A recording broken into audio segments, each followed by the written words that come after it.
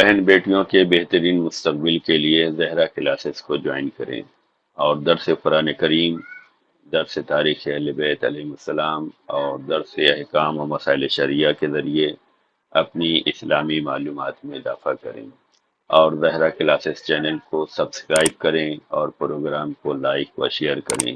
جزاک اللہ خیر۔ اللہم صلی علی محمد و آل محمد وعجل فرجہم۔ اعوذ باللہ من الشیطان الرجیم، بسم اللہ الرحمن الرحیم۔ الحمد للہ الذی لم یتخذ صاحبۃ ولا ولدا ولم یکن لہ شریک فی الملک ولم یکن لہ ولی من الذل وکبرہ تکبیرا۔ اللہم صلی علی محمد و آل محمد وعجل فرجہم۔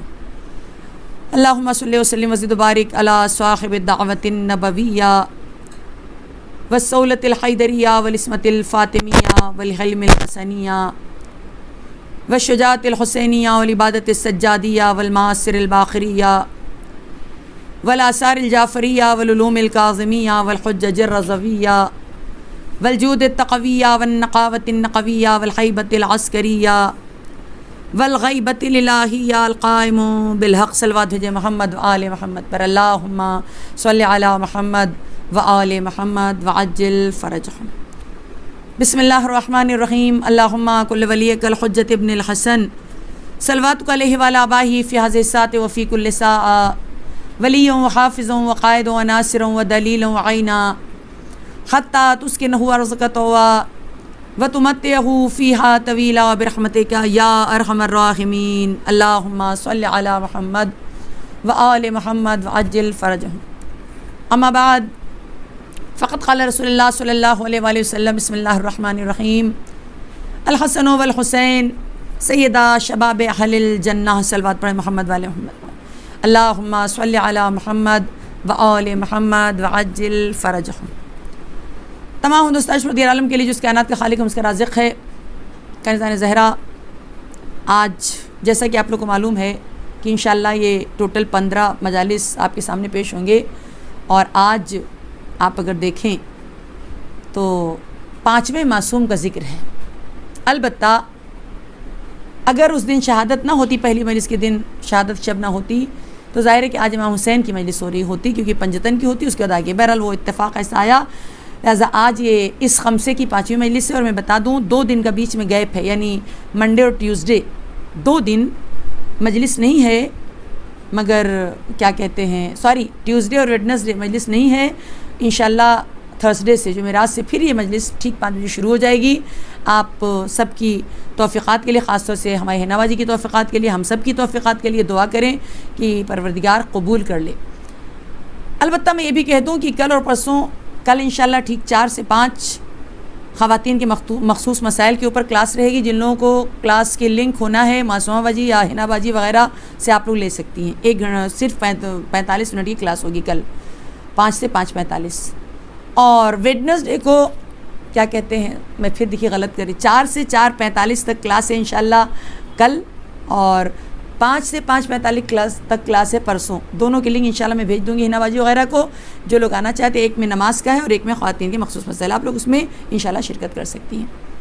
لیکن انشاءاللہ پھر ہمیشہ کی طرح آپ لوگ جمعرات سے پھر حاضر ہو جائیے گا۔ آپ لوگ کا بہت بہت شکریہ، اس لیے کہ حنا باجی بھی کیا کر لیتی، لاکھ انہوں نے مجلس رکھا تھا، اگر آپ لوگ آتے ہی نہیں تھے یا بعد میں سنتے ہی نہیں تھے تو ظاہر سی بات ہے، مقصد تو بہرحال ایک کام تو ہو جاتا ہے، لیکن بہرحال اتنا تو ہے کہ ساتھ سب کا ضروری ہوتا ہے۔ جس کو اللہ نے جس چیز کے لیے خلق کیا، اللہ بس اسی کو وہ کام انجام دینے کی توفیق عطا کرے انشاءاللہ۔ یہ میں بھی پڑھ کے بھی کیا کر لیتی اگر کوئی سننے والا نہ ہوتا۔ لہٰذا تمام ناظرین کا بہت بہت شکریہ، آپ لوگوں نے اپنا قیمتی وقت دیا۔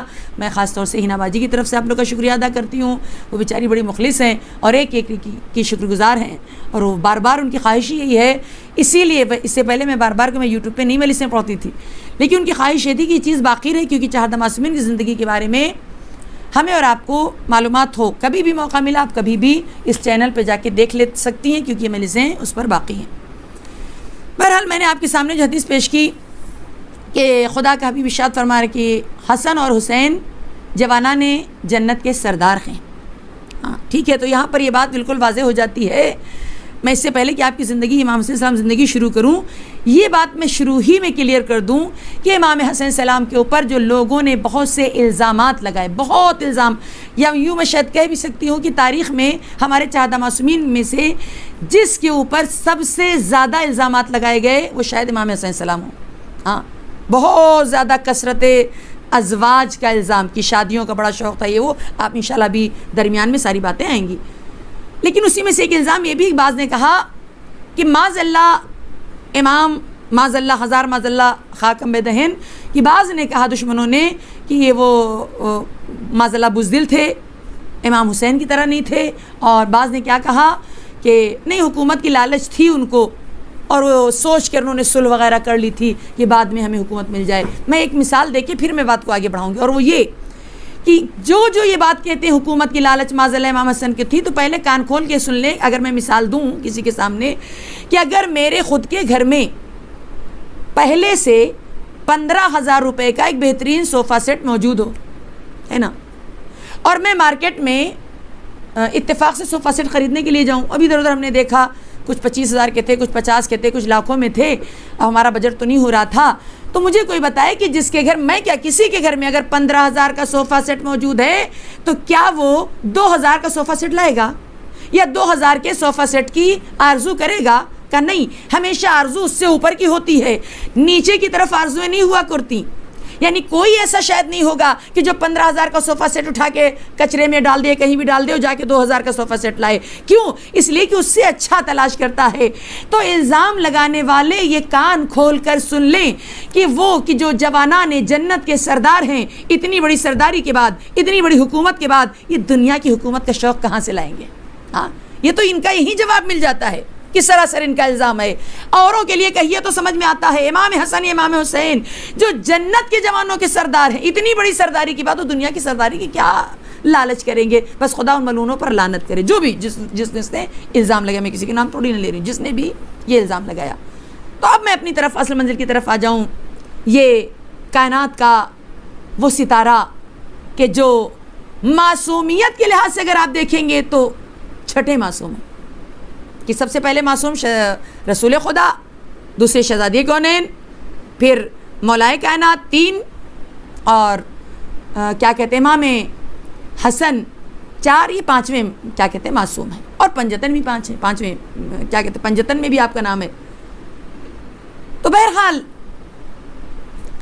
میں بتاؤں کہ آپ کی جو تاریخ چل رہی، ہسٹری چل رہی ہے، کہ جب یہ قافلہ واپس آیا ہے ہجرت کے بعد مدینہ، تو مدینہ میں نے بھی کل آپ کو اشارہ کیا کہ 2 ہجری میں مولائے متقیان کی شہزادی کونین سے شادی ہوئی.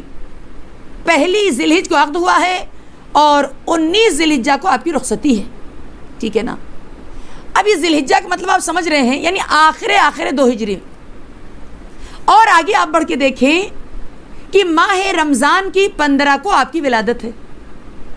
اب آپ جوڑ لیجئے گا مہینوں کے حساب سے، ادھر شادی اور ادھر آپ کی امام حسین السلام کی 15 رمضان 3 ہجری میں امام حسین السلام کی ولادت مدینہ منورہ میں ہوئی، آپ کی ولادت. اور یہ بھی آپ سمجھ لیجئے کہ جب یہ ستارہ دنیا میں آیا، یہ نور چمکا، شاعر بڑے اچھے انداز سے کہتا ہے کہ سیدہ نے چاند دیکھا 15 رمضان کا، دوسرا پارا مکمل ہو گیا قرآن کا.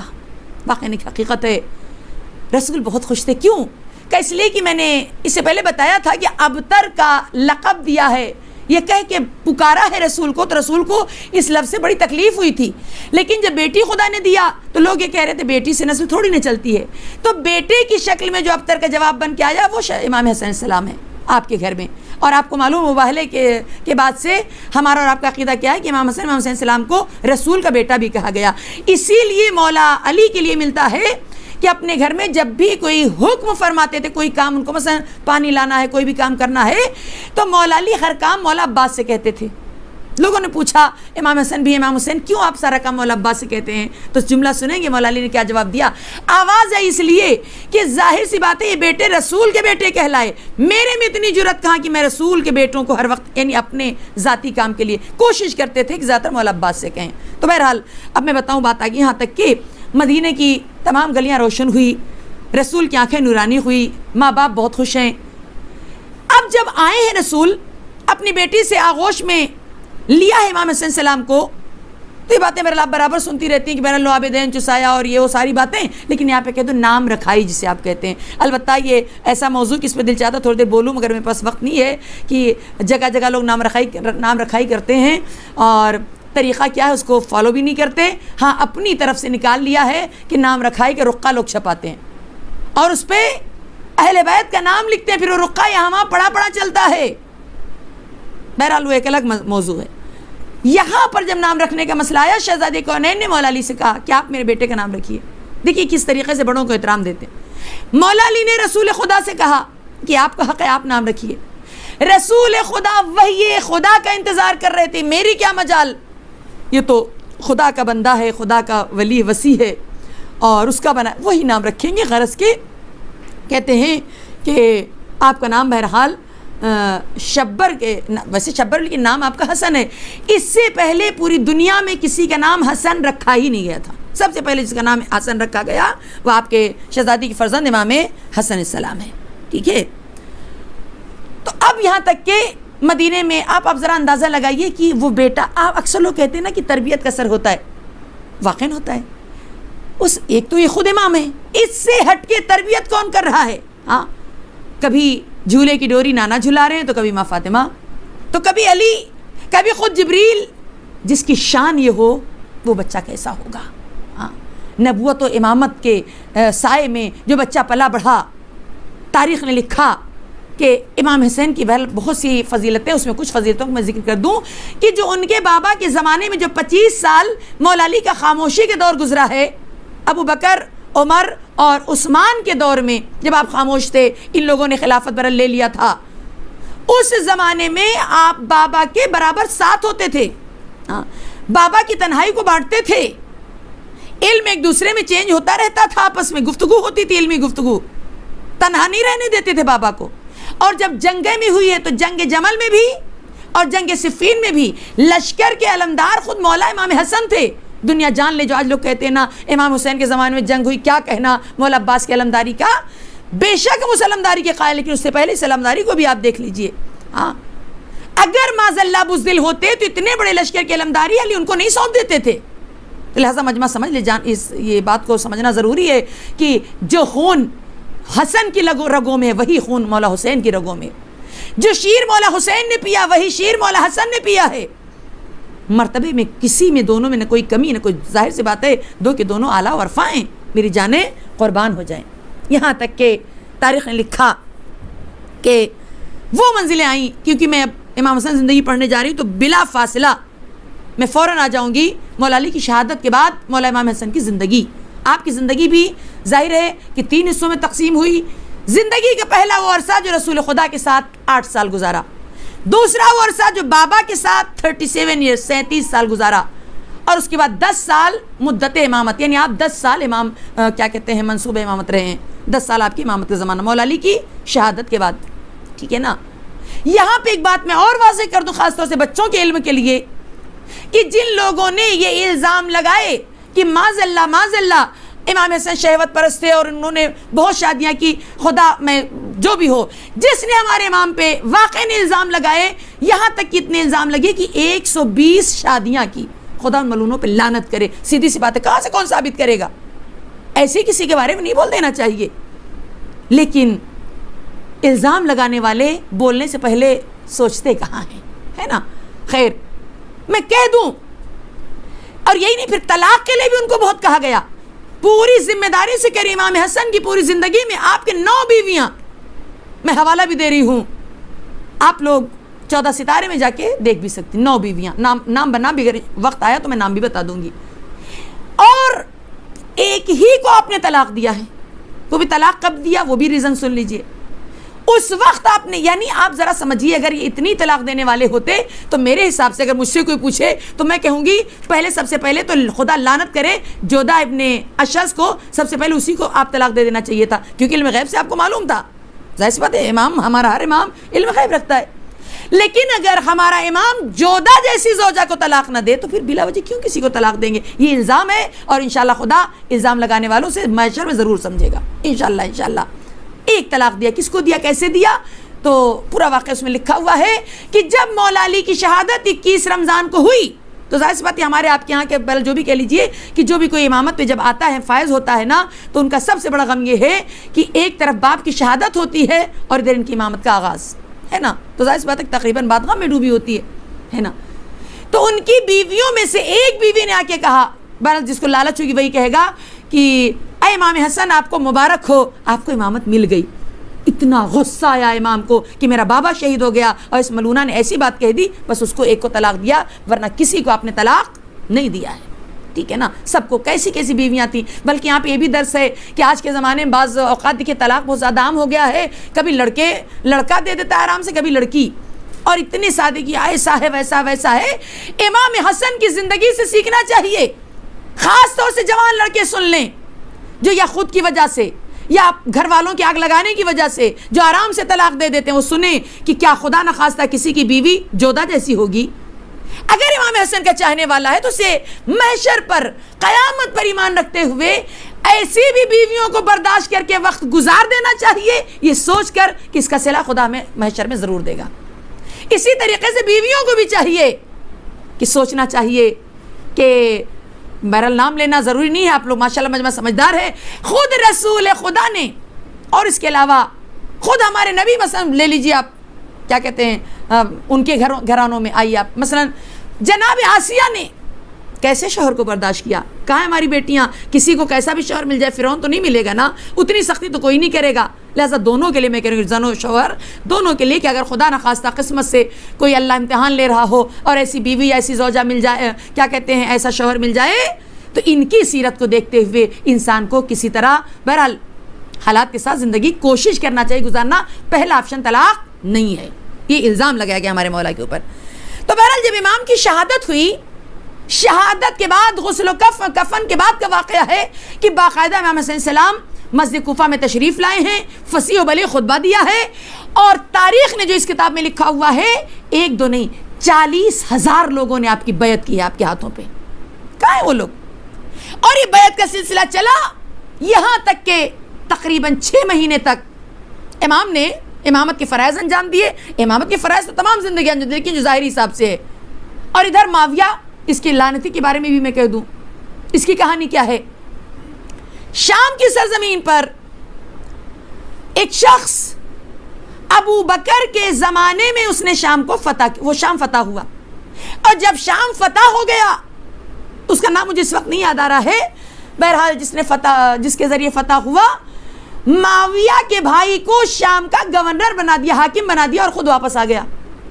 اب شام کا حاکم کون ہے؟ معاویہ کا بھائی. جب معاویہ کا بھائی دنیا سے گیا تو اس کے بعد معاویہ برسر اقتدار آ گیا, حکومت پہ آ گیا اور حاکم بن گیا, حاکم شام بن گیا. مولا علی کے زمانے میں بھی معاویہ نے دشمنی کی. یہ اہل تسنن, اہل شیعہ حضرات جو بھی سن رہے ہیں مجھے سن سکتے ہیں, یہ جان لیں, یہ پوری دنیا جانتی ہے ہاں کہ باقاعدہ دوسرے سب کی کتابوں میں ملے گا کہ باقاعدہ معاویہ نے مخالفت کی ہے جگہ جگہ. مولا علی کا بھی دشمن تھا, اور یہاں تک کہ آپ اگر تاریخ اٹھا کے دیکھیں گی تو امام حسن کے ساتھ بھی وہی رویہ اس نے اپنایا ہے. ٹھیک ہے نا.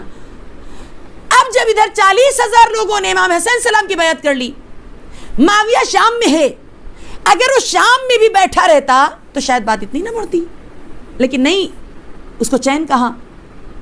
معاویہ نے 2 خطرناک کام کیے ہیں, اسے تاریخ میں سمجھنا ضروری ہے, خاص طور سے ہماری نوجوان نسل اس بات کو ضرور سمجھے. پہلا کام کیا کیا؟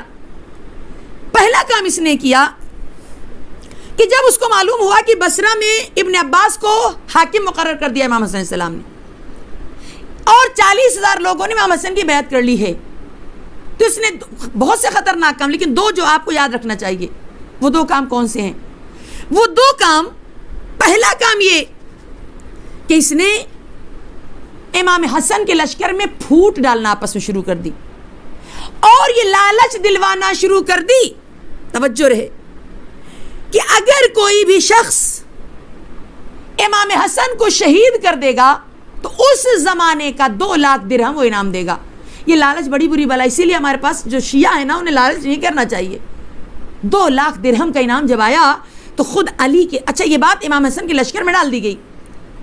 اب جن کا ایمان کمزور تھا, جو دولت کے لالچی تھے وہ لوگ کہیں نہ کہیں سے سازش تیار کرنے لگے کہ کیا کرنے کا ہے، زہر دے دیں گے، اتنا پیسہ اتنی دولت مل جائے گی.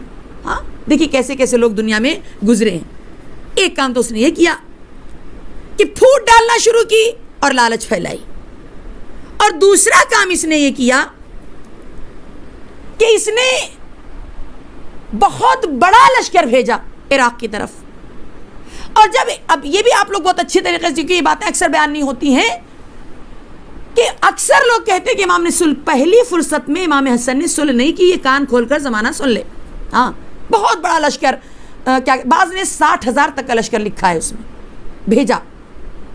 اور بھیجنے کے بعد ساتھ میں یہ بھی کہلا بھیجا کہ ہم اتنا بڑا لشکر لے کے آئے ہیں اور جنگ ہوگی ایسا ویسا، کیا کہتے چاہے تو صلح کر سکتے ہیں.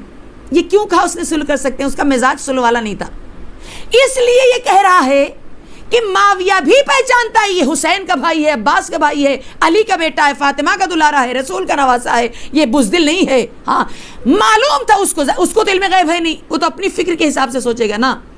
اس نے یہ سوچا تھا کہ امام حسن اس بات کو ہرگز نہیں مانیں گے کہ صلح کرے. جانتے ہیں نا کہ شجاع ہے، کہیں سے شجاعت میں امام حسین سے کم نہیں ہے مولا امام حسن. بہت غور کرنا.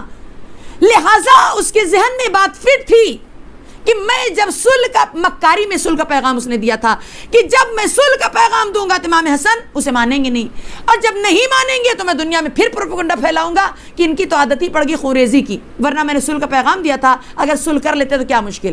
ہاں لیکن امام حسن اسلام کون ہے؟ علی کے بیٹے ہیں نا.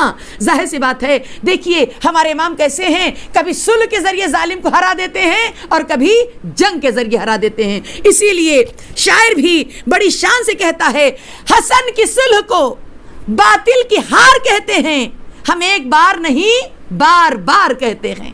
ہم ایک بار نہیں بار بار کہتے. کیا کہتے ہیں؟ یہی کہتے. کیا؟ حسن کی صلح کو باطل کی ہار کہتے ہیں، ہے نا. کیوں؟ اس لیے کہ اس نے تو سوچا تھا، اس کے کمپیوٹر میں فٹ تھا کہ تو مانیں گے نہیں. لیکن اچھا ہوا کیا؟ مان تو گئے امام حسن، مگر کیسے مانے یہ بھی آپ کا جاننا ضروری ہے. اب میں کیا کروں، امام حسین السلام کی زندگی کے اوپر ذرا کم ہی بیان کیا جاتا ہے، لیکن وقت بہت تیزی سے دوڑ رہا، مجھے اس کا بھی خیال کرنا ہے. یہاں تک کہ آپ اس بات پہ غور کرنا کہ جب یہ بات آئی تو امام حسن نے فوراً صلح نہیں کیا. کیا کیا؟ مجمع کو جمع کیا. معاویہ اندر اندر پھوٹ تو ڈال ہی چکا تھا. بہت سے لوگ ایسے تھے کہ ڈائریکٹ اس کی طرف ہو گئے تھے پیسوں کی لالچ میں. باقاعدہ خریدا ہے، قلم کو خریدا، زبانوں کو خریدا، بہت سے ان کی طرف کے لوگوں کو خریدا. جس کا ایمان کمزور تھا وہ چلے گئے، تو کافی لوگ تو ایسے کم ہو گئے. جو بچے تھے جب ادھر سے اس نے لشکر بھیجا تو امام بھی اگر بزدل ہوتے تو نہیں، باقاعدہ لشکر لے کے چلے امام. توجہ رہے. لیکن ایک مقام پر جب یہ لشکر پہنچا ہے اور اس نے صلح کا پیغام دیا تو امام حسن کی بے کسی آپ دیکھیے. اگر صلح کو نہیں مانتے تو تب بھی یہ بدنام کرے گا کہ دیکھو یہ تو خوریزی کرنا چاہتے ہیں. مان لیں تو تب بھی مسئلہ جو آج کھڑا ہے وہ کھڑا ہوا. یہ ہے امام کی غربت، یہ ہے امام کی مظلومی. امام نے کیا کیا؟ کہا فوراً صلح کر لے. جی نہیں. تاریخ لکھ رہی کہ اس مقام پر امام نے سب کو جمع کیا جتنے ساتھ میں تھے، اور جمع کرنے کے بعد باقاعدہ ہمارے امام نے خطبہ دیا ہے، اور خطبہ دینے کے بعد اس کی چند باتیں میں آپ کے سامنے نقل کر دوں کہ امام حسن السلام نے باقاعدہ اس خطبے میں کہا کہ دیکھو حالات جو ہیں تو خوریزی تو ہوگی، جان تو جائے گی. یہ بھی بتایا مجھے یہ بھی معلوم ہے کہ اپنے ہی لشکر میں بہت سے ایسے ہیں کہ جو ادھر کے ہیں، ادھر کی پارٹی کے، کیونکہ اس نے خرید لیا ہے. یہ ایسے لوگ بڑے خطرناک ہوتے ہیں، رہتے ہیں ادھر کی پارٹی میں اور بات کرتے ہیں ادھر کی پارٹی کی. آج کل بھی یہی بہت ہو رہا ہے.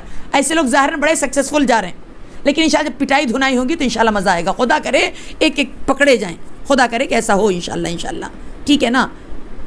اب جب امام نے خطبہ دیا تو امام نے کہا کہ سب لوگ کان کھول کے سن لو، خوریزی تو ہوگی. میں علی کا بیٹا امام حسن، ظاہر سی بات ہے خوریزی پر صلح کو میں کیا کہتے ہیں بہتر مانتا ہوں، اور محبت کو بہتر مانتا ہوں عداوت سے.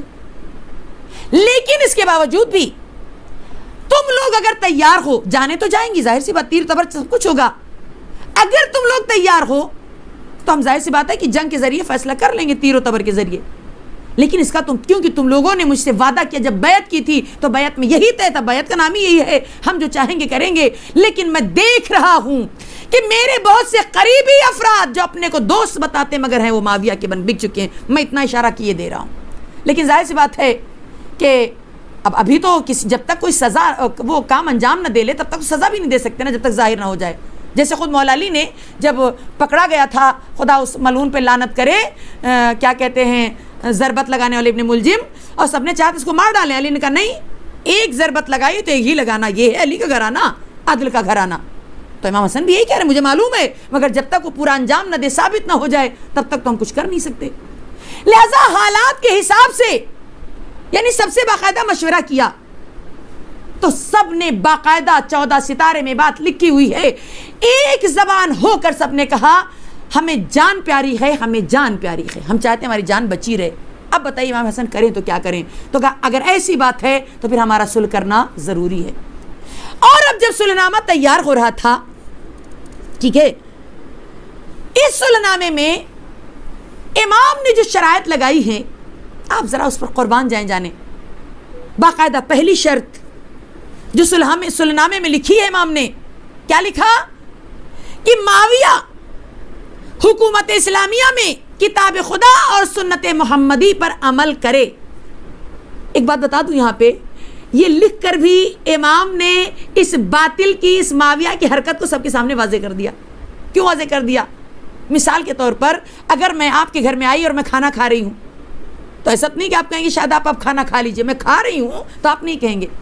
لیکن اگر میں نے نہیں کھایا تو آپ کہیں کھانا کھا لیجئے. اس کا مطلب کیا ہوا؟ یعنی اس شرط کا لکھنا بتا رہا ہے کہ اب تک معاویہ سنت رسول پر اور کیا کہتے ہیں کتاب خدا پر عمل نہیں کر رہا تھا، اس لیے تو سنت کیا کہتے ہیں شرط لگائی امام نے، اور آئندہ بھی کرے اس کے لیے شرط لگائی ہے نا. کیا کہا؟ پہلی شرط کیا تھی صلح نامے کی؟ کہ کتاب خدا اور سنت محمدی پر عمل کیا جائے. دوسری شرط امام نے لگائی کہ اپنے بعد خلیفہ مقرر نہیں کرے گا، نامزد کسی کو نہیں بنائے گا. یعنی یہ ہموار راستہ ہو رہا ہے امام حسین کے لیے، بہت غور کرنا. دوسرا، اپنے بعد کسی کو خلیفہ نہیں بنائے گا. تیسری شرط صلح نامے میں لکھی گئی، ہر جگہ شام حجاز وغیرہ پہ لوگوں کو امان دی جائے. اس سے بھی پتہ چلتا ہے، اس سے بھی معلوم ہوتا ہے کہ امان نہیں تھی، یہ قتل و غارت کر رہا تھا، لہذا امان کی اپیل ہے. چوتھی شرط امام نے لگائی کہ علی کے شیعہ جہاں جہاں بھی ہیں ان کے جان، مال، عزت، آبرو، ناموس، اولاد کو محفوظ رکھا جائے، کیونکہ اس نے بھی کیا کہتے ہیں علی کے شیعوں کو چن چن کے مارا ہے. حالانکہ وقت میرا ساتھ نہیں دے پائے گا، بہت کچھ اس وقت مجھے بولنا ہے، ابھی دیکھیے کیا ہوتا ہے. اگلی شرط لکھی گئی کہ معاویہ یہ امام حسن، امام حسین السلام اور اس کے علاوہ آل رسول، خاندان رسول کے کسی بھی فرد کو نہ قتل کرے گا، نہ نقصان پہنچائے گا، نہ ڈرائے گا، نہ دھمکائے گا. اگلی شرط یہ لکھی، یہ شرط بہت اہم ہے. اگلی شرط لکھی اور جو آخری شرط ہے کہ علی کی شان میں جو ممبروں سے گستاخیاں ہو رہی تھی، قنوت میں علی کو برا بھلا کہا جا رہا تھا، خبردار یہ کام نہ کیا جائے. تو اس شرط پر معاویہ نے اعتراض کیا کہ یہ تو ممکن نہیں ہے. تو جب اس نے انکار کیا تو آخر میں یہ فیصلہ کیا گیا کہ کم سے کم اتنا خیال کیا جائے کہ جب امام حسن السلام اس وضع میں ہوں، امام حسین السلام، ان کے سامنے کم سے کم علی کو برا بھلا نہ کہا جائے. توجہ رہے. اب صلح نامے پہ دستخط باقاعدہ دونوں طرف سے فریقوں سے ہو گئی. کس تاریخ میں؟ 25 ربیع الاول، کوفے کے قریب میں ایک علاقہ ہے جس کا نام مقام انبار ہے. اس مقام پر دونوں فریقوں کی طرف سے دستخط ہوئے اور باقاعدہ دستخط کے فوراً بعد تاریخ لکھ رہی ہے کہ معاویہ نے اپنے لوگوں میں بیعت کا اعلان کر دیا کہ اس کی بیعت کی جائے. اب یہاں پر بعض لوگ جو کہہ دیتے ہیں ان کی معاویہ کی بیعت امام حسن، ہرگز نہیں جی. اسی لیے تو امام حسین نے جنگ کی اور امام حسن نے صلح کی. جس طریقے سے امام حسین سے بیعت طلب کی گئی تھی، اگر امام حسن سے بھی معاویہ بیعت کیا کہتے بیعت کا سوال کرتا تو امام حسن بھی تلوار اٹھا لیتے. ہرگز ایک لمحے کے لیے بھی امام حسن نے معاویہ کی بیعت نہیں کی. یہ بالکل 100% مسئلہ ہے. ہاں، صلح نامے میں بھی کہیں آپ کو نہیں ملے گا کہیں لکھا ہوگا میں تمہاری بیعت کرتا ہوں، کبھی نہیں کہا امام نے. ہاں، صرف بات یہ ہوئی تھی کہ تم اپنے حساب جیسے جیو لیکن نامزد کسی کو نہیں بنانا. امام نے کبھی نہیں بیعت کی. اور اگر بیعت کر لیتے تو وہیں رہ جاتے نا، کوفے میں یا شام چلے جاتے، لیکن نہیں گئے. آپ تاریخ اٹھا کے دیکھ لینا، یہ پوری میری ذمہ داری ہے. ہو گئی بات. یہاں تک کہ دستخط ہوئی اور اس کے بعد اس نے کیا کیا میں نے بتایا، اعلان کر دیا خاص عام بیعت کا. بیعت لینے لگا یہ خدا. اس بہرحال یہ باتیں آگے بڑھی. اس کے بعد آپ دیکھیں اب جنگ ختم ہو گئی، مقصد ہی اس کا وہی. دیکھیے دونوں طریقے سے اس نے اپنا فائدہ لوٹا. جنگ ختم ہو گئی اور یہ شام چلا گیا. آنا جانا بہرحال کوفے وغیرہ میں ہر جگہ تھا. امام حسن نے کیا کیا کہ امام حسن السلام اپنے بھائی حسین کو لے کر اور عبداللہ ابن جعفر کو لے کر اور تمام اطفال اپنے گھر والوں کو لے کر آپ مدینہ چلے گئے. اس کو کہتے ہیں ابھی خاموشی کی زندگی اپنے بابا کی طرح گزارنے کے لیے مدینہ چلے گئے امام حسن السلام. روضہ رسول پہ، اپنی ماں کی قبر پہ، بہرحال وہاں اپنے آبائی وطن اپنی جگہ پہ آپ واپس چلے گئے وہاں پہ مدینہ. کہتے ہیں جب بیعت کا عام اعلان ہوا، عام اعلان کیا گیا، اس کے بعد معاویہ نے خطبہ دیا ہے. اس کو زمانہ سمجھے. معاویہ کا خطبہ سنیں گے، خطبہ بہت لمبا تھا مگر 2-4 الفاظ آپ سن لیں. معاویہ نے خطبہ کیا دیا جب جنگ ختم ہو گئی اور یہ عراق میں داخل ہوا. سمجھے آپ؟ اور 2 چیزیں اس کو نصیب ہوئی. ایک تو جنگ ختم ہو گئی، دوسری چیز کیا نصیب ہوئی؟ اسے اقتدار نصیب، سیاسی اقتدار مل گیا. سیاست کے حساب سے ابھی حاکم بن گیا ہے نا. جب اسے اقتدار ملا تو اب اس نے جو خطبہ دیا، یا میں تو کہوں گی ایسے ہی خطبہ دیا جیسے اپنے پاس بعض لیڈرز لیتے ہیں شپت، بالکل ویسے ہی اس کا بھی کارنامہ. کیا کیا اس نے سنیں گے آپ. وہ کہہ رہا ہے میرا مقصد جنگ کرنے کا یہ نہیں تھا کہ لوگ نماز وغیرہ پڑھنے لگے. میرا یہ بھی مقصد نہیں تھا کہ لوگ روزہ رکھنے لگیں. میرا یہ بھی مقصد نہیں تھا کہ لوگ حج وغیرہ کرنے لگیں. یہ بھی مقصد نہیں تھا کہ زکوٰۃ وغیرہ دینے لگیں، ادا کرنے لگیں، کیونکہ یہ تو آپ لوگ کر ہی رہے تھے. وہ کہہ رہا آپ لوگ تو کر ہی رہے تھے لوگ. اصل میں میرا مقصد پوری طریقے سے حکومت کو حاصل کرنا تھا، مسلم حکومت لینا تھا. باقاعدہ اس نے خطبے میں کہا ہے اور میں نے دیکھی آپ کے سامنے دلیل بھی دے دی، کیونکہ وہاں تو میں نہیں موجود تھی. جو کتاب میں ملے گا وہی بتائیں گے آپ کو. ٹھیک ہے، میرا مقصد مسلم طور پر حکومت کو حاصل کرنا تھا، جو میں نے حاصل کر لیا. اور دوسری چیز کیا کیا اس نے، عراقی پہنچا بھی، وہاں پہنچا بھی نہیں شام میں. کیا کر دوسری چیز، اور یہ دیکھو جو پیپر تھا نا، جو سلنامہ، اس کے ساتھ اس نے کیا کیا. کہتے سلنامے کو اپنے پیروں کے نیچے ایسا گھسا ہے کہ لگے اس کے لیے میرے لیے کوئی حقیقت نہیں. اب میری مرضی حکومت مجھے مل چکی ہے، اقتدار مجھے مل چکا ہے، جنگ رک چکی ہے. اب میری مرضی، میں جو چاہوں وہ کام میں انجام دوں گا. اس کے بعد تاریخ لکھ رہی ہے کہ شرائط صلح جو تھی، اس کو اس نے کچھ بھی جتنے وعدے تھے ہر وعدے سے مکر گیا. ایک بھی وعدہ امن و امان بھی نہیں ہے. اور آپ جیسا کہ جانتے ہیں اپنا نامزد بھی اس نے یزید ملعون کو بنایا ہے. اور اس کے علاوہ اہل بیت کے ساتھ جو لکھا تھا کہ نہ قتل کرے نہ دھمکائے، سب کچھ اس نے کیا اور جو اس نے بنا.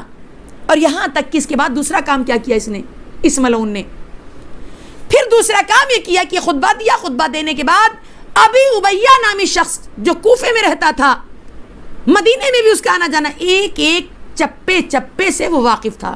کون کہاں رہتا، کون شیعہ ہے، کون علی والا ہے، کون حسن کا شہدائی. ایسے ملعون شخص کو اس نے گورنر بنا دیا، وہاں کا حاکم. اب آپ سمجھ سکتی ہیں جو پہچانتا ہے نا تو کیا ظلم نہیں ڈھائے گا. اتنا اس ملعون نے ظلم اٹھایا ہے ابی امیہ نے کہ چن چن کر شیعوں کو قتل کرنا. صرف قتل نہیں کیا، کون سا ظلم نہیں ڈھایا ہے. ہاں، کہتے ہیں کہ باقاعدہ اس ملعون نے ایسے ایسی حرکتیں کی ہے، نہ بڑوں کو چھوڑا، نہ بوڑھوں کو، نہ بچوں کو چھوڑا. یہاں تک کہ اس کے ظلم سے عاجز آ کر سینکڑوں افراد بیابانوں میں، صحراؤں میں چلے گئے، پہاڑوں پہ چلے گئے، چھپ گئے. جان بہرحال بچانا ضروری تھا. اور اس کے علاوہ کہتے ہیں کہ اسی کے بعد بصرے میں اس نے ایسا ہنگامہ مچایا کہ 8000 کے برابر تقریباً لوگ شہید ہوئے، جس میں اکثر قاری قرآن اور حافظ قرآن تھے. معاویہ کی وجہ سے وہ سب شہید ہوئے. اور یہ عالم ہوا کہ مولا امام حسن تو ادھر مدینے میں آ گئے، ان سے بھی بے خبر نہیں تھا، خبر لیتے رہتا تھا امام کیا کر رہے ہیں. بالکل تقریباً گوشہ نشینی کی جیسی امام حسین السلام کی زندگی وہاں پہ گزر رہی تھی. سمجھ رہے نا. اور اب وہ منزلیں آگے بڑھی کہ آپ ذرا دیکھو کہ جو لوگ کہتے ہیں اصل میں صلح حسن جنگ حسین کی جیسی ہے. امام حسین بھی اگر امام حسن کی جگہ ہوتے وہی کرتے جو امام حسین نے کیا، امام حسن نے کیا، اور اگر امام حسن امام حسین کی جگہ ہوتے تو وہی کرتے جو امام حسین نے کیا. اس لیے کہ جب صلح سے اسلام بچتا ہے تو یہ صلح کر لیتے ہیں، جب جنگ سے اسلام بچتا ہے تو تلوار اٹھا لیتے ہیں. دونوں ایک ہی ماں باپ کے بیٹے ہیں. ہاں آپ اگر آگے بڑھ کے دیکھیں یہ خانہ نشینی کی زندگی، اتنی خاموش زندگی مدینے، تو کیا یہ ہر کام سے دستبردار ہو گئے؟ کہا نہیں، لوگوں کی ہیلپ کرنا، مدد کرنا، احکام بتانا، قرآن سکھانا، اسلام کو بچانا، اتنے معجزے آپ کے کہ جس کی کوئی انتہا نہیں ہے. کہتے ہیں کہ ایک دن امام مدینے کی گلی سے کہیں جا رہے تھے، کیا دیکھا؟ ایک باغ ہے اور باغ کی دیوار سے ٹیک لگائے ایک شخص، وہیں تھوڑی دور پہ کتا بیٹھا ہے، ایک لقمہ خود کھاتا ہے، ایک لقمہ کتے کو کھلاتا ہے، ایک خود کھاتا ہے ایک کتے کو کھلاتا ہے. امام نے جب اس نیکی کو دیکھا، کس نیکی کو؟ اللہ کی مخلوق کو کھلا رہا نا، پیٹ بھر رہا ہے، اس سے کوئی نہیں، یعنی کتے کو بھی کھلانا بہرحال ثواب ہے. اگر کوئی بھوکا جانور، کوئی بھی جانور اگر بھوکا اس کو بھی کھلانا ثواب ہے. انسان کہاں، انسان تو بہت بڑی بات ہے. اور اگر آگے بات تو میں کہتی چلوں، کھانا کھلانا تو اتنا زیادہ ثواب ہے، اتنا زیادہ کہ ایک روایت میں نے پڑھا، میں ہل گئی، ہاں، کہ کہا گیا رسول نے غالب کسی معصومی سے روایت آئی کہ ہر چیز کا ثواب معلوم، لیکن کھانا کھلانے کتنا ثواب ہے. امام معصوم نے ارشاد، مجھے تو معلوم ہے مگر مجھے پرمیشن نہیں کہ میں بتاؤں کہ کتنا زیادہ ثواب ہے، اتنا زیادہ کھانا کھلانے کے ثواب. اور یہ صفت امام حسن میں سب سے زیادہ تھی. آپ جانتے ہیں ماشاءاللہ ماشاءاللہ دسترخوان امام حسن کتنا مشہور ہے، آج آپ لوگ بھی ماشاءاللہ کرتی ہیں، ہے نا، اور کرنا بھی چاہیے، بہت اچھی چیز ہے. حالانکہ وہ واقعہ میں دہراؤں گی نہیں کیونکہ آپ میری سن برابر سنتی ہیں. مولا علی کا جو شخص گیا تھا سوکھی روٹیاں اور یہاں پر آنا اور دسترخوان پہ، یعنی اس سے ایک میسج یہ بھی، دسترخوان امام حسن آپ کرتی ہیں، بہت اچھی بات، میرے گھر پہ آپ کے گھر پہ ہوتا ہے نا، بہت اچھی چیز ہے، کھانا کھلانے کے ثواب بہت زیادہ. لیکن ایک چیز بڑی خطرناک ہے کہ پہلا سوال تو یہ ہے کہ جو خود امام حسن نے دسترخوان بچھایا وہ، یا جو ہم نے آپ نے بچھایا ان کے نام سے، وہ دونوں میں فرق. تو آپ یہ کہیں گی ویسے تو دونوں انہی کے نام کا ہے، لیکن عظمت تو اس دسترخوان کی زیادہ ہوگی جس پر خود امام حسن کا ہاتھ لگا، انہوں نے خود بچھایا. لیکن میں بتاؤں پوری ذمہ داری سے کہہ رہی ہوں کہ امام حسن کیا ایک بار آپ کو نہیں ملے گا کہ امام حسن نے دسترخوان سے کسی کو یہ کہہ کے اٹھا دیا ہو کہ تم میرے نہیں ہو، تم تو فلاں مذہب کے ہو، نہیں. بلکہ تاریخ یہاں لکھ رہی ہے عام خاص آپ کا دسترخوان تو جو آ جاتا وہ شکم سیر ہو کے جاتا. اس سے کیا میسج ملتا؟ آپ بھی دسترخوان کریں مگر یہ نہ کریں کہ صرف اپنوں کو کھلائیں. کیونکہ میں بتاؤں ایک بات، یہ جو دسترخوان امام حسن کے یا کسی معصوم کے نام سے آپ کرتی ہیں، یاد رہے اس میں ایک اثر الگ سے آ جاتا ہے. اس کا اثر یہ ہوتا ہے جس کے شکم میں کھانا ہوئے جو بھی چیز ہو جائے گا، کیا پتا اس کی وجہ سے اس کا دل پلٹ جائے، وہ شیعہ بن جائے. لہٰذا ایک میٹر یہاں پہ یہ بھی بہت بڑا ہے، بہت غور کرنا. اور دوسری چیز یہ کہ ان کی زندگی سے جو اخذ ہوا ہے نتیجہ، ایک نتیجہ یہ بھی اخذ ہوتا ہے، آپ دیکھیں جو مشکلات امام حسن کے ساتھ آئے تھے، امام علی کے ساتھ آئے. خوارج نے امام علی کے ساتھ کیا، اپنی عقل کو امام علی کی عقل پر بھاری مانا اور کیا کہا کہ چلو معذاللہ توبہ کرو، قرآن کے ساتھ جنگ کرو علی کے اوپر یہ. اور ایسے امام حسن کے ساتھ آیا کہ نہیں ہم تو زندہ رہنا چاہتے ہیں. آج وہی مسئلہ ہمارے مراجع اکرام کے ساتھ بھی ہے کچھ افراد ایسے کہ جو اپنی عقل کو مراجع کی عقل پر بھاری مانتے ہیں، خدا ان سے ضرور حساب لے گا. ہاں اس لیے کہ سیدھی سی بات ہے، جو جس ڈپارٹمنٹ کا ماہر ہوتا ہے ہم اسی سے تو پوچھتے ہیں نا. ہاں آپ بتائیے انصاف سے، اگر کوئی ڈانسر ہے زندگی پر خالی ڈانس کیا، اچھا مستی کیا، ہوٹل میں کھایا پیا، کیا ایسی لیڈی سے آپ جا کے پکوان پوچھیں گی؟ کبھی نہیں پوچھیں گی، اس کو آتا ہی نہیں ہے. تو دین کے مسئلے میں بھی ظاہر سی بات ہے کہ جو ڈاکٹر ہے ان مسئلے مسائل کا، آپ اس سے جا کے پوچھیں سوال کہ نہیں ہم وہ تو معصوم نہیں، ہم امام زمانہ سے، تو امام زمانہ 1200 سال سے پردے غیب میں ہے، آپ میں اتنی صلاحیت نہیں کہ آپ جا کے ڈائریکٹ مل لیں. ہیں بعض لوگ ملے ہیں، جو لوگ تھے صلاحیت والے وہ جا کے باقاعدہ ملے اور امام نے ان کی ہیلپ کی. مگر ہم اپنے لیے کہ مثلاً کہہ رہے ہیں ہمارے بارے میں کیا خیال، کیا ہم جا کے ملے؟ ہم تو اب تک نہیں مل پائے کیونکہ ہم اس درجے پہ بھی ہے ہی نہیں. تو اگر ہم انتظار کرتے رہے خالق امام آئیں تو ان سے پوچھیں گے تو کیا مطلب 1200 سال سے لوگ اب تک پورے جاہلی ہو گئے ہوتے، حتیٰ کہ فضائل اہل بیت بھی ختم ہو گیا ہوتا. یہ علماء ہیں، یہ مراجع اکرام ہیں کہ جنہوں نے اپنی جان پر کھیل کر، کتنے ایسے عالم کا ذکر ملے گا ہم آپ نے کیا کیا، پکا پکایا کھانا مل گیا اس کو بول رہے ہیں بیٹھ کر. ورنہ ان مراجع کو میں سلام کرتی ہوں کہ اگر قید خانے میں زندگیاں گزری ہیں، اپنے کفن پر وہ مسئلے مسائل لکھ دیتے تھے، انگلیوں کو کاٹ کر فضائل اہل بیت لکھ دیتے تھے کہ اگر میں مر جاؤں تو جو میرے دل میں ہے، جب میرا جنازہ باہر آئے تو میری قمیص پر لکھا ہو اور شیعہ اس سے فائدہ حاصل کریں. وہ کام آج مسلمانوں کو نہیں کرنا چاہیے جو امام علی کے ساتھ امام حسن کے ساتھ دشمنوں نے کیا. ویسی دشمنی آج مراجع کرام کے ساتھ یا ائمہ کے غلاموں کے ساتھ نہیں ہونی چاہیے. خیر یہ ایک الگ موضوع ہے. بہرحال وہی امام جب گزرے اور دیکھا کہ کتے کو کھانا کھلا رہا ہے, ایک اللہ کی مخلوق کا پیٹ بھر رہا, بہت خوش ہوئے امام. سنو گے کیا کیا؟ اس غلام کو امام نے فوراً خرید لیا اور خرید کر اپنے گھر میں لائے. اپنے گھر میں لائے اور یہ کہہ کے آزاد کر دیا کہ تمہاری نیکی مجھے بڑی پسند آئی, تم ایک اللہ کی مخلوق کی خدمت کر رہے ہو. اب مجھے بتائیے کہ امام اگر ایک کتے کا بھی کوئی پیٹ بھر دے, ہاں کیونکہ اللہ کی مخلوق ہے, تو اس سے اتنا خوش ہو جاتے ہیں. تو اگر انسان کے کام آئے, لاک ڈاؤن کا زمانہ ہے, انسان کے کام آئے, انسان اگر کوئی بھوکا اس کا پیٹ بھرے تو کتنا امام خوش ہوں گے, ہے نا. ادھر امام نے اسے آزاد کیا, ادھر کیا دیکھا کہ جس کا باغ تھا باغبان چلا رہا ہے, کہنے لگے مولا میرے تو دل میں بھی کچھ ایسا سمجھ میں نہیں آیا تھا, آپ نے اسے آزاد کر دیا, میں اسے پورا باغ ہبا کر رہا ہوں. یعنی ایک نیکی کے پیچھے کتنی نیکیاں ایک ساتھ ہو گئی. اسی لیے کہتے ہیں نیکی میں قدم بڑھاؤ, اللہ خود ہی اسے بڑھا دیتا ہے. اب سمجھ میں آیا؟ بہرحال کیونکہ وقت بہت تیزی سے جا رہا ہے, بس میں اشارہ کر کے مصائب کی طرف.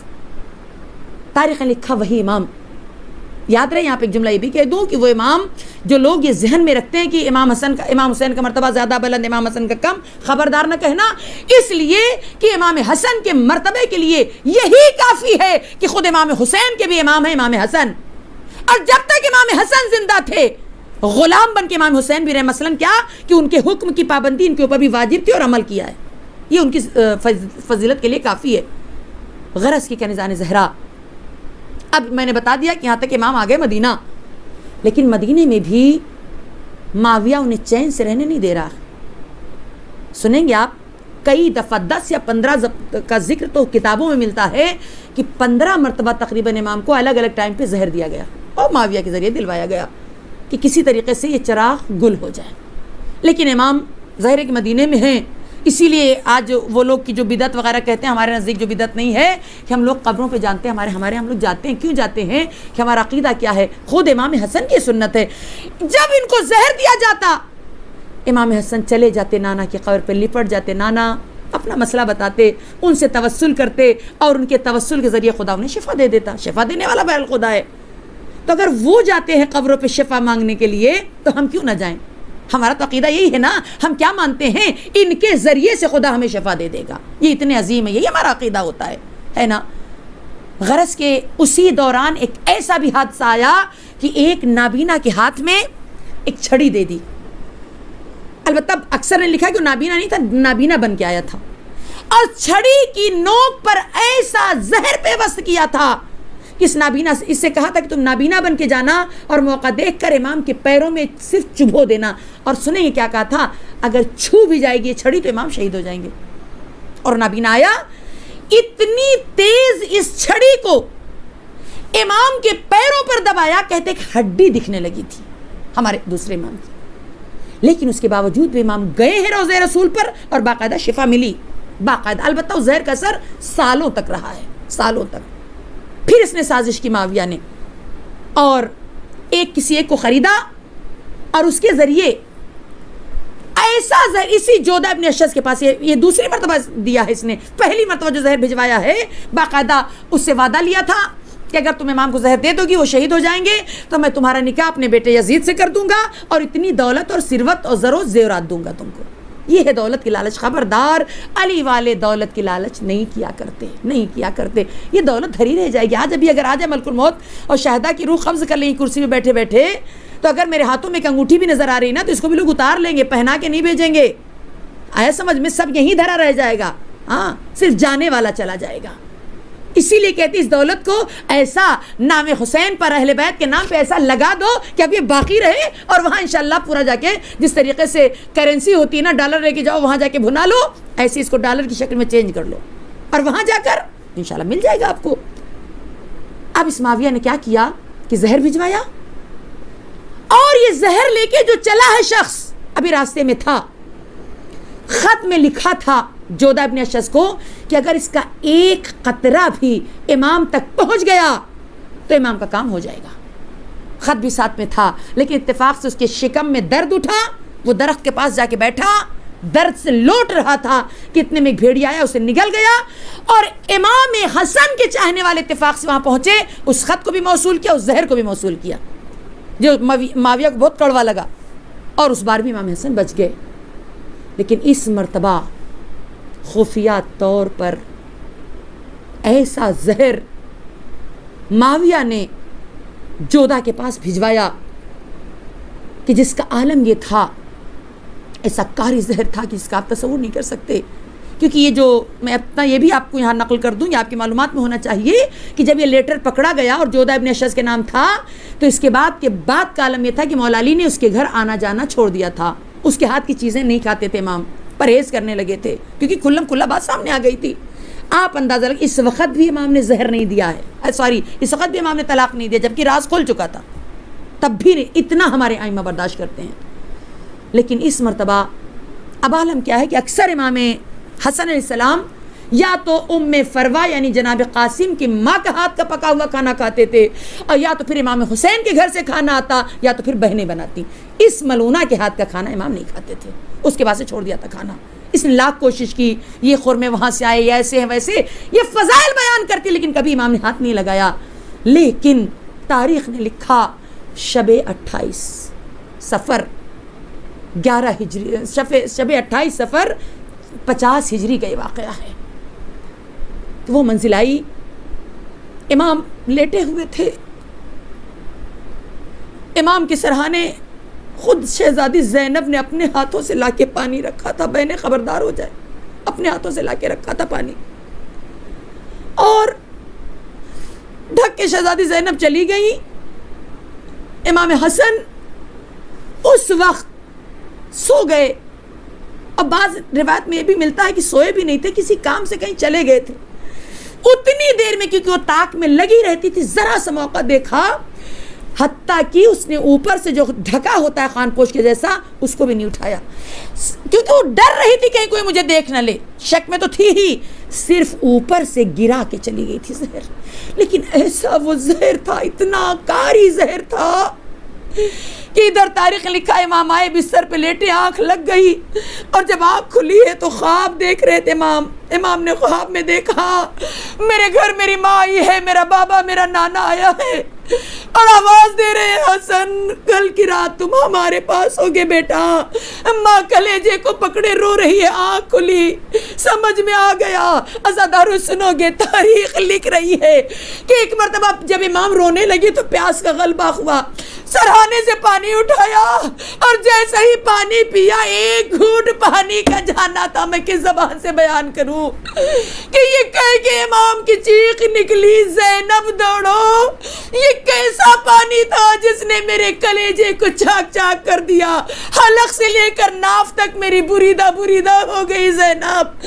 دونوں بہنیں دوڑ کے آئی، خدا کسی کو یہ منظر نہ دکھائے عزادارو۔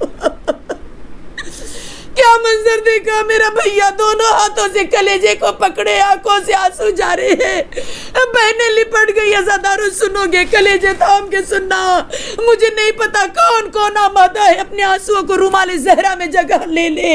عزادارو حسن تڑپ رہے تھے۔